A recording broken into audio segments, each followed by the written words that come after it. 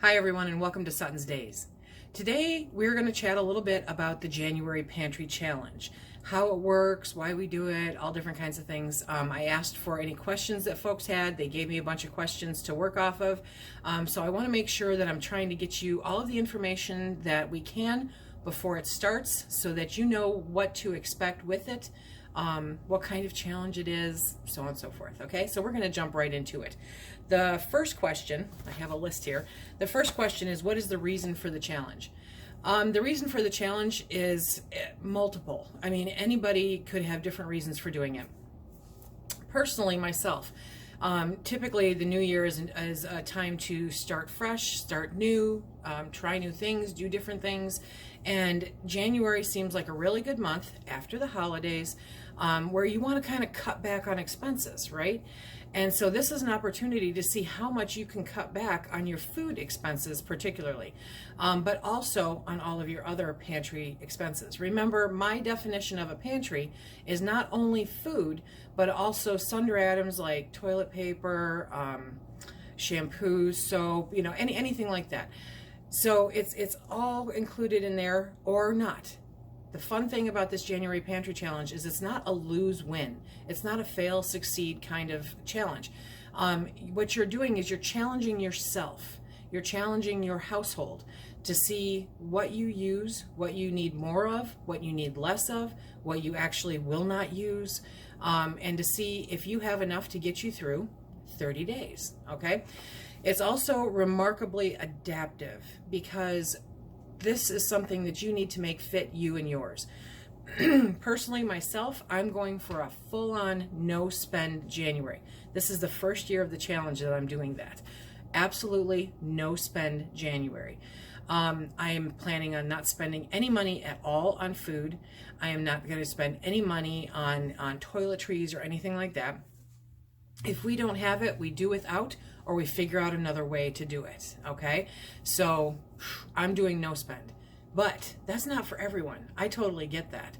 So if you are somebody who needs to go out once a week or once every other week to stock up on, say, dairy products like milk or cheese, or if you want to go out every week to get fresh veggies because you eat a lot of fresh veggies, then by all means do it, but be very conscious about how you're spending that money and the fact that you're trying to cut back and use primarily what is in your pantry. They also asked, what does it prepare us for worst case scenarios? Pretty much just what I said. If something major were to happen, then you want to be sure that what you have is what you need. Do you know what I mean? So as you're going through this challenge, you're going to discover items that you should have stocked up on, you should have stocked up more on, that you actually didn't need at all, that you're not going to use, that. So you want to make notes for that. You want to kind of keep track. If it helps, kind of create a little journal to keep track of how this works for you, okay? Let's see. So how do you rotate your stock and use things with a shorter shelf life? Rotating your pantry stock is very, very important. It's something that you should be doing 365, okay? So you always have the items with the shorter expiration date up front. You always put the newer items in the back, and you rotate them through that way. You always pull forward and then stock from the back.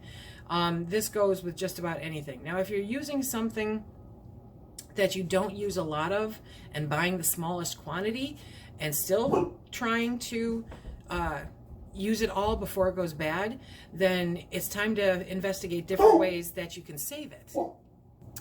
One of the items that was specifically mentioned was dried milk, powdered milk, okay?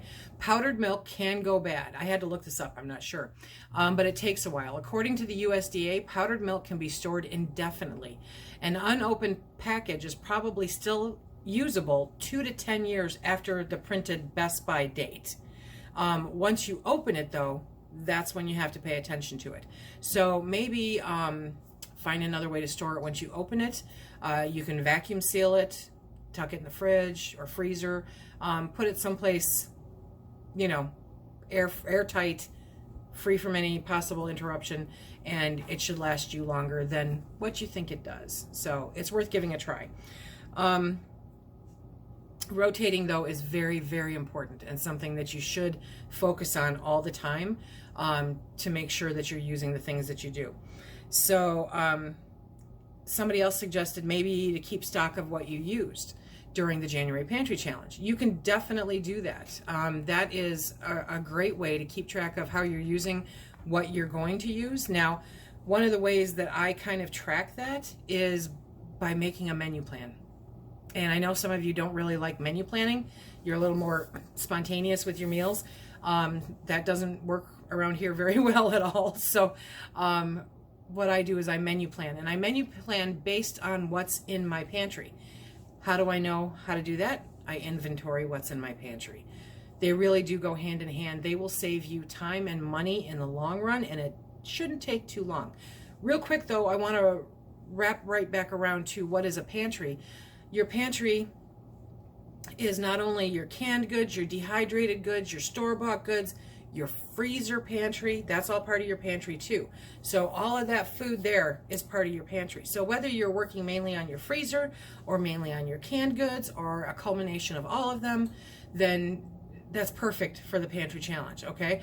But in order to be able to plan it and to make sure that you're using everything, it's really good to have an inventory. And I know it's a pain. Oh my gosh, do I know it's a pain.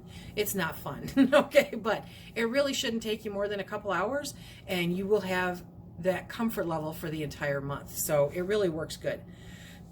Keeping stock of levels for prepping purposes. Okay, so if you're brand new to stocking a pantry, you really are not interested in depleting it, and that's not our goal. We don't want to deplete your pantry.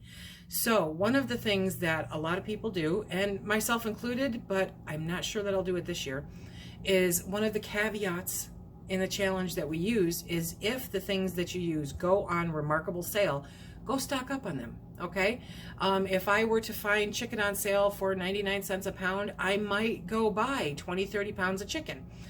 I'm not supposed to buy anything during this month, but I might do that because none of it's going to be used in this month. It's all for future purposes, okay? So you could always look at it that way too. It's just another way to adapt it to yourself. I really don't want you to diminish your entire pantry, but I want you to be able to take a look at it and see how you can use the things that you have stocked up on. It's really an important part of doing that. There's no sense in stocking up on items that you and your family genuinely won't eat, okay? So, I mean, I have learned over the years that there are some soups that really just aren't worth canning because nobody will go back to revisit them, okay? So some things just won't go in jars for us. Some things will go in jars 3-4 times a year because we go through so much of it. Some things like ugly chicken, I stock up a crazy amount of it because we use so much of it. So by doing this, you're going to find out what it is that you and yours use the most and what you should be focusing more of your attention on, okay? Pardon me. So that's the inventory and then the meal plan.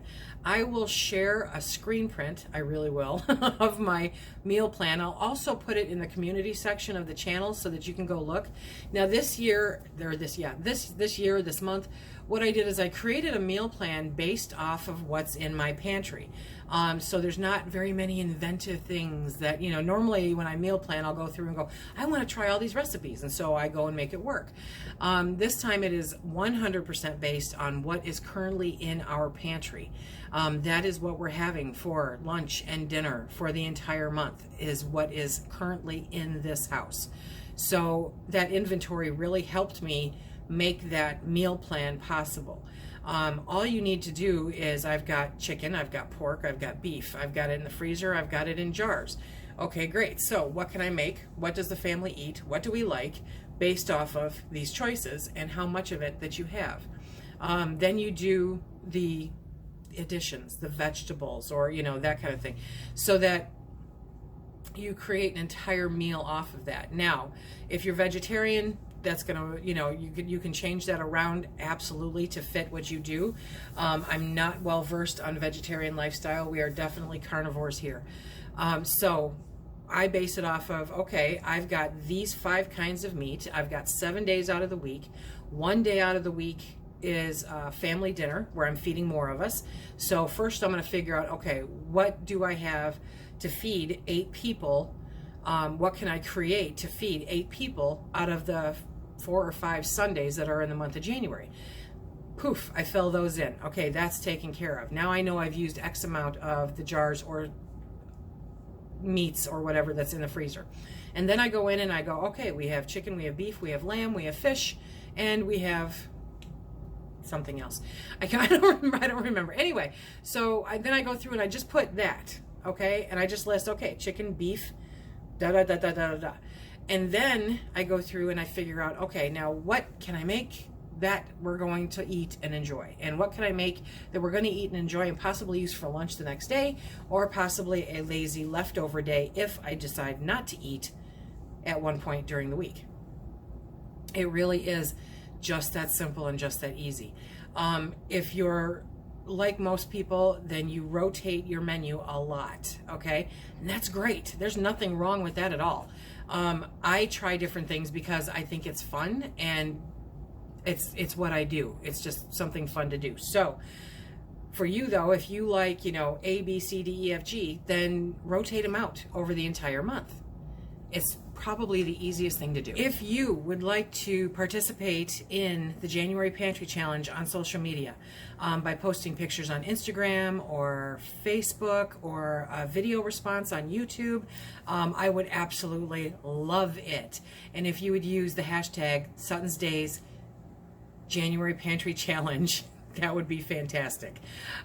Also, there will be a wrap-up, a complete wrap-up on February 3rd on Monday Night Live. We'll do the entire hour, will be the wrap-up of how it went for the January Pantry Challenge.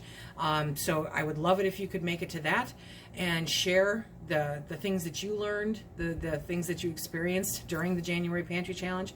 Also, if you don't want to do that, I love it when you send me emails. I have really, really loved some of the emails that I have received regarding the January Pantry Challenge and the things that people discovered about themselves and their pantries and the way that it helped or didn't help or anything at all.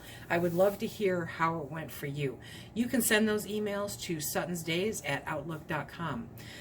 Also, just to keep the ball rolling and keep everybody going, I will be doing a weekly recap of how we fared with the with the January Pantry Challenge. I'll be putting those out most likely on Saturdays to kind of recap the week and tell you of any hurdles that I ran into or things that I ran into, just to keep myself accountable to you guys. So if you want to participate with those also, that would be fantastic. So that's the January Pantry Challenge in a nutshell, really. It's testing us, it's challenging us to use what we have instead of going to the store and purchasing more. It's testing and challenging us to keep track of what we use, to keep track of what we don't use, and to kind of push our boundaries just a little bit, our comfort levels just a little bit. January is a great month to try new things, right? So one of the tools that I use in order to manage the January Pantry Challenge is our Projectpantry workbook. I'll leave a link in the description box below. There's quite a number of you that have already picked it up, and I appreciate it. Thank you very much. But there's in this workbook is a system to help you inventory absolutely everything that you might need or use during the January Pantry Challenge to see what you have, okay? And then it's set up in a way, I typically inventory 3 times a year. I inventory in the beginning of the year, I inventory in the spring, and I inventory in the fall. And that's just the system that works best for me. But in order to do the January Pantry Challenge, in my opinion, effectively, you have to know what you're working with. So that's why I always push inventory so much, because without that, you're just collecting stuff and you're possibly not using it. And that doesn't make sense for your pocketbook, for your budget, for your family in any way, shape, or form. So another part of the workbook is a menu planning sheet, and it's just very basic, very simple. There's like hardly any graphics on this. I made it so that it's very printer friendly, economical friendly to be able to print out. Some people put it in sleeves, you know, so that they can write on it with a dry erase marker and not have to reprint it out again. whatever works best for you, because once you purchase it, it's yours, okay? And you can fill it out however you want and print it off how many times you want. But it'll walk you through how to inventory everything in your pantry, and then how to meal plan. It also has a price book in there that you can use to keep track of when you do start spending again and how much it costs you in order to do, you know, your stocking up that you do, which is nice to look back on, because I know I've said it in old videos, but toilet paper, you guys, is one of those things where I've noticed the increase every single year. Every single year it goes up a little bit more, and every single year you get a little bit less for your money.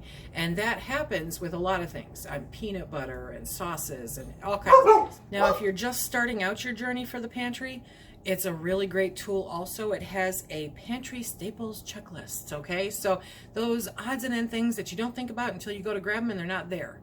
And if you've ever moved long distance and had to restock your spices or restock your condiments, or, you know, any little thing, you know what it's like to go looking for something that you know you have that isn't there. Okay, so that'll help you set that up also, to kind of checklist off anything that you might be missing.